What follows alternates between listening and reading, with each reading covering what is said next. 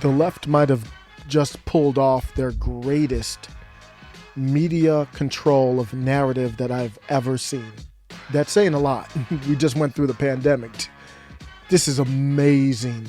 Amazing talent as far as controlling the narrative, because even with the pandemic, there are a lot of people who did not fall off of the freedom line. No matter what the media did, like, whoa, our freedom is number one. Don't get sidetracked by that. That was the number one thing. In this situation, the media has changed the topic.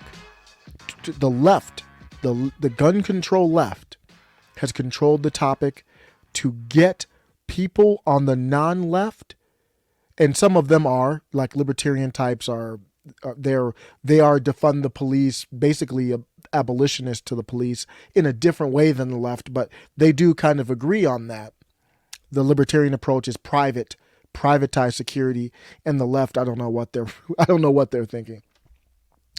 So Matt Walsh is a perfect example. I fell victim to it too a little bit, but Matt Walsh has gone all in. And my point right now is, this isn't even the topic I want to talk about. I just want to get more information and learn. And of course, with any situation, you could always do better. I mean, this was a tragic situation of the utmost horrific tragedy, but it doesn't change anything that the response always will have holes. There will never be a perfect response. But now here's what the left has Matt Walsh talking about, and many people on the right and non-left. The authorities now say that local officers first entered the school at 11:35, 2 minutes after the gunman. Of course, this is Uvalde, and that there were 19 officers in the hallway by 12:03 p.m., but that they did not breach the door and kill the gunman until 12:50, even as they continued to hear firing. He probably shot kids through these doors. He was shooting on the way down here. He may have killed some of these kids in these other classrooms. As he's walking, he's shooting through these windows. They had no way of getting in there. They don't have a ram. They don't have breaching tools. They don't have a shield to at least allow them to put the key in the door. Because if they start putting the key in the door, he's going to start shooting. 5.56. They were able to get the tactical team together. They had shields. They came in. They were able to use the shields to shield as they used the Halligan to breach the door. And when they breached the door, they had the shield. They were taking rounds on the shield, and they was able to eliminate him as a threat. Now, I don't know which room they went in. I'm pretty sure they hit the first one. But they wouldn't have been able to do that if U.S. Marshals didn't drive 70 miles going as fast as they could to get here with a shield. They wouldn't have been able to penetrate. And all you fairy tale people out here that believe in fairy tales and it's the movies, yeah, in a perfect world, they'd have came in here, they would have kicked the door open like John Wayne, and they would have started blasting this guy, and none of the kids would have gotten hurt. That's not what happened. Get your freaking facts straight. So we're taking that news in. And Matt Walsh says, absolutely damning. There is no defending this. 19 officers waited outside and listened to children get slaughtered. I hope all of these cowards, this is emotion here, no different than typical leftists, even though it's Matt Walsh, someone I respect a lot, like his show, channel. This is emotional garbage, Matt. You calling the police cowards, man? You don't have all the information. You don't know everything. Take some time. Take some deep breaths. And my big thing was, so he said they're cowards. He hopes they're sued into bankruptcy. They deserve prison too. Matt, in the social media world, we react. We get emotional, react. And when I say emotional and react, I mean literally emotional phone. Like there is not even a second between the emotion and starting to type the tweet. That I am the same way. Same type of mistakes. We've got to learn, calm down, stop. Number one, why are we talking about this topic right now? It's because the media has led us down this path. They've got people on the non-left chanting to defund the police, basically. There was a tweet Here, Matt Walsh also retweeted it. And Jesse Kelly says, tired of people acting like Texas law enforcement didn't spring into action to save those children. They armored up and brought out the MRAP and went in there ready for battle. He's being sarcastic here. Oh, wait, this was what they did to a bar that tried to serve some beer during the pandemic lockdowns. My bigger thing is I don't even want to get into that. I'm learning what the details are. I'm not an expert in the responses. The big thing seems to be, was it a barricaded person or an active shooter, and you would respond differently? So it's a tactical question, not a courage question. So if somebody on the scene says barricade shooter, then you can't be a lone man when you're working as a team. If they say barricade shooter, then they have to fall back and do what they do. So the question really is, who made the call and all that? But why are we talking about that? That's something for the police to review. But for me as a citizen, I want to know why we have lunatics out here, and it's bigger than the school. Why do we have lunatics out here in public that shouldn't be sharing society with us? And then also the cultural decay of our society. Is it going to lead to more of these lunatics? I said, Jesse, what's your point? What is the point? When the left attacks something or changes the narrative, like they have changed the narrative here to go against the police, they have a point. They want to use it as a power move. What's the power move here, Jesse? Matt Walsh? Why are we talking about this? It has nothing to do with the Constitution.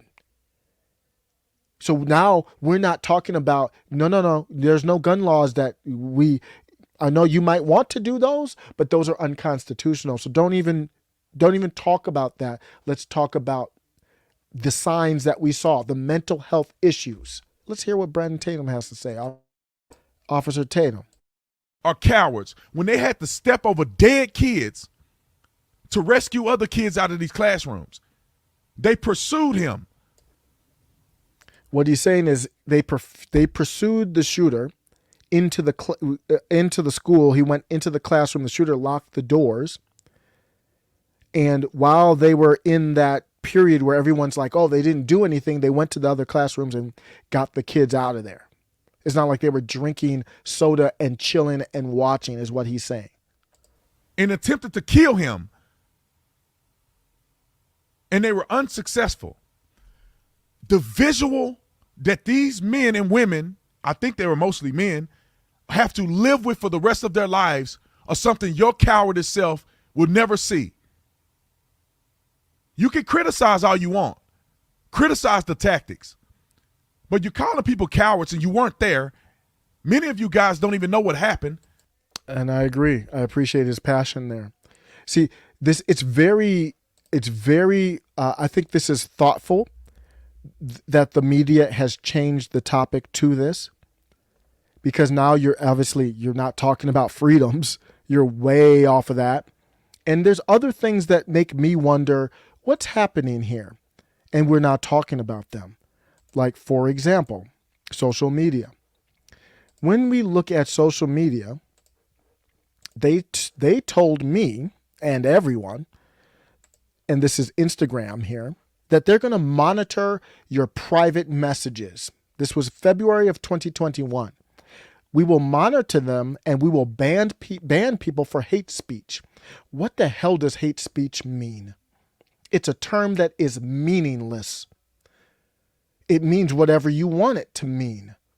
If I call you an N-word, is that hate speech? People call me a raccoon on Twitter all the time. I couldn't care less. Is that hate speech though? Why or why not? It's because someone decided it was. So Instagram says we're going to monitor your private messages on Instagram. Oh, really? Because I'm looking at the details and it says that the Uvalde shooter was discussing buying weapons, and also there was a discussion of people in the chat he was with on Instagram, a private chat. They asked him, are you planning on doing something at a school? And it wasn't like a ha ha ha. That would never be a ha ha. But it wasn't like a laugh, laugh, laugh. They're like, you could tell they thought he was troubled. Is that hate speech? If If the shooter would have misgendered someone in the private chat, would that have been hate speech? So we're not talking about any of that. Matt Walsh and others and Jesse Kelly and many others were going after the people who are brave enough to put on that uniform and put their lives in danger. It's the greatest narrative control I have ever seen from the left. You know what, with the police stuff, the details news, I'm all good for the detailed news. Matt Walsh isn't a news guy. He's an opinion guy. Jesse Kelly isn't a news guy. He's an opinion guy. So what they did is they dropped that news through all the major outlets, and then they got him. They're like, ooh, the right is hanging on to this. And for the people who say you can't depend on the institutions and you must defend your Second Amendment, good. I understand your point. I'm with you. There's people like that who, like Eric July, that's his position. I'm right there with you, bruh. But for Matt Walsh, he's not doing that enough that I've seen. He's all here calling the police cowards. Like, that's where his energy is. The energy shouldn't be going at the police. The energy should be fighting for your Second Amendment rights.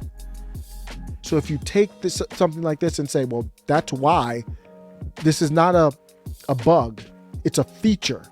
That's why they wrote in everybody has their own right to keep and bear arms, and it shall not be infringed, because they didn't want people dependent on the government, because that's what happened with Great Britain, and Great Britain turned on them.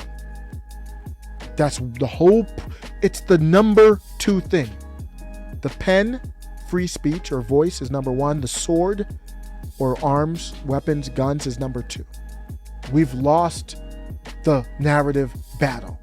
And it's not too late to admit it and change course. Let me know what you think. Take care.